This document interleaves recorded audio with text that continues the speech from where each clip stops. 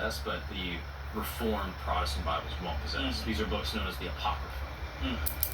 These are where we get the word Apocrypha.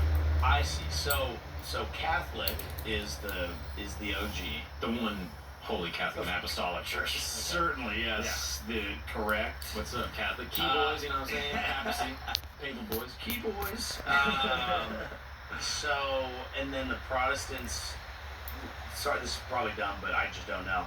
The Protestants were like, hey, let's fucking clean this up a little bit and have like a nicer version of it. And so they came later, but they've removed stuff. They came later, and the way it sort of manifests in America today, like most Christians in America, I would consider to be Protestant evangelicals. That is like the term I would use. So this and would be most like presidents were Protestant. That's why like precisely like Kennedy was Catholic. Exactly. So like most, obviously because America's a colony of England, there's a lot of formerly.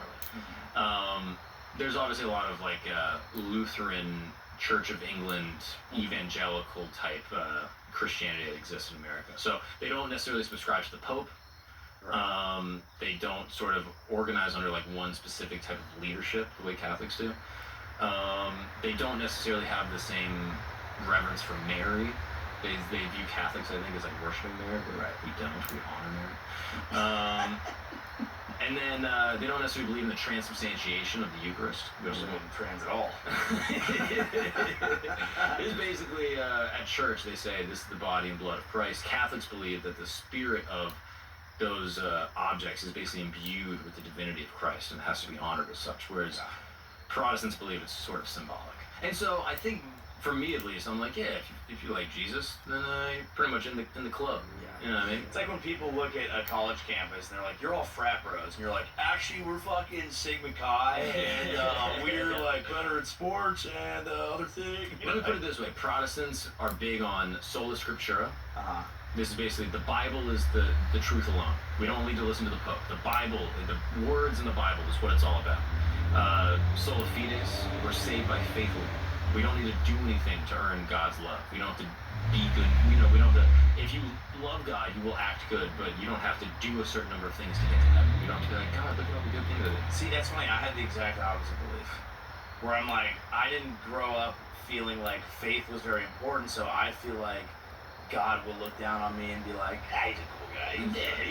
He was doing his thing, and he tried to, He kind of figured I was out there and was trying to be chill about it. You might be right. I might be. So that's some of the distinctions. But all that to say, part of the reason why I think like Reformed Christians love Revelation, or not necessarily love it, but look at it very specifically, is because there's a bunch of different interpretations. There's one interpretation that's very like symbolic.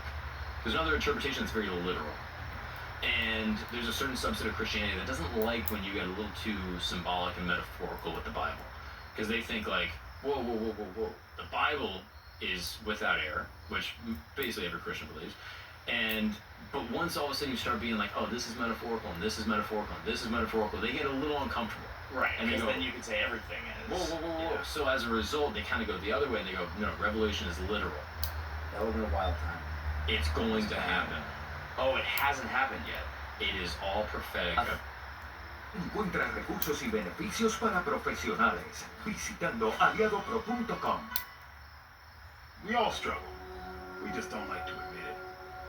Sometimes you'll need help. Sometimes you'll be helped. Together, it's the greatest thing that can happen to an individual's growth. Years of rain. Some people believe that we're in the time now. It's been raining a bit. Not that much. I'm just saying, there's a bunch of different ways to look at this. So, some of the ways people look at this, there's a preterist way. This is what they call within Christian eschatology. This is kind of an atheistic way. This is basically a way to say, like, everything that has happened in Revelation is basically being written about stuff that has already happened in the past. So the author, John, is writing about things that have already happened and putting it in like these big flowery metaphorical ways. And it's all just pure literature. It's all, there's no great divine plan that's going to happen. There's a historical view, which is basically saying some of it has happened, and some of it is happening now, and some of it will happen in the future. And then there is a futurist way that is basically like all of this will be unfolding at a later time. So those are like more or less the three ways that people kind of interpret this. I do kind of want to go through some of the ways that people interpret this through like sort of I would say like a historical sense where they're like, oh, maybe this is all metaphor for things that were happening at the time in order to speak to the people and like communicate the message to them.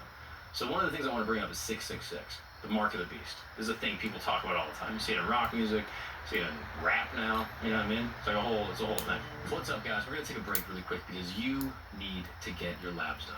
Yes, you know what I'm talking about. Maybe you're 35, you feel your testosterone's starting to go down a little bit. You gotta get your blood work done, see what's going on inside your body. Maybe you're 25, maybe you're 27 like me, and you're like, oh, I don't need to do this. No. Now is the best time to get your blood work done because now you get a baseline for the rest of your life. Now here's the problem with getting blood work done. You gotta go through and find a lab that accepts your insurance. It's a whole big thing. Then you have to find someone to read and interpret your blood work and then give you some type of dietary change that's gonna actually improve your labs based off what they find. This is a huge stress and it's a huge problem. I was bitching about it to a friend of mine and he was like, dude, why don't you check out Merrick Health? It's from my boy Derek from More Plates, More Dates, and it's absolutely amazing. It saved me so much time and so much energy and money you would not believe. So with Merrick Health, it's super simple. You do one little entry-level questionnaire. It goes through your whole medical history. It goes through kind of like routine, what type of fitness It's actually the first time I've single pinned you this. send your blood work right back, and then within a couple days, Cool. they tell you exactly what's going on with your blood work, whether your Right levels are when I amazing, whether chose they're to pretty do good, it for they get better, Reddit. whether they're bad, and what you can do to improve them. If you're someone like me that's interested in fitness, interested in staying